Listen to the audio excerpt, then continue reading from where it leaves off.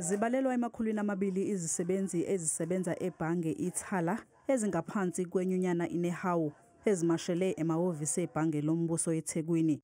Zifuna ukwazi ukuthi kungani leli bhange eselineminyaka likhona lihlakazwa. iThala is not new. iThala is an old institution going back from 1958. Kungani manje lingakwazi ukuthi liqhubeke lisebenze if yonke leminyaka kade likwazi ukuthi livunyelwe ukuthi liqhubeke lisebenze comrades. Ngenyanga uMasingana izisebenza ziyitholanga imiholo yazo njengoba kusamisiwe ukusebenza kwaleli bhange. Wasisebenzile le mali sisebenzile ngeyethu asincengi asiceli siyayideserve. Kubhlungu ukwazi ukuthi kunomsebenzi obezazi ukuthi unesalary ongazange azahole ngoJanuary. Zithumele uhlu lwezikhalo ebhange lombuso. Kwezinye zezimfuno zazo ukuthi ibhange lombuso livuselele inkontileka yokusebenza kwebhange iThala.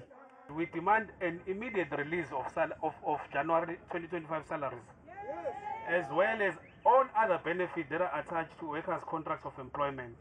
Uhlu lwezikhalo lwemkelwe abaphathi bebhange lombuso. As a sub-representative, we acknowledge receipt of your memorandum and we will issue it to the South African Reserve Bank in Pretoria. Thank you. Bangaphezulu kwamakhulu amane abantu abasengcupheni yokulahlekelwa umsebenzi uma leli bhange livalwa. Kanti kukhona nokukhathazeka kumakhasimende aleli bhange ngemali yawo elondolozwe kuleli bhange iThala uma lihlakazwa.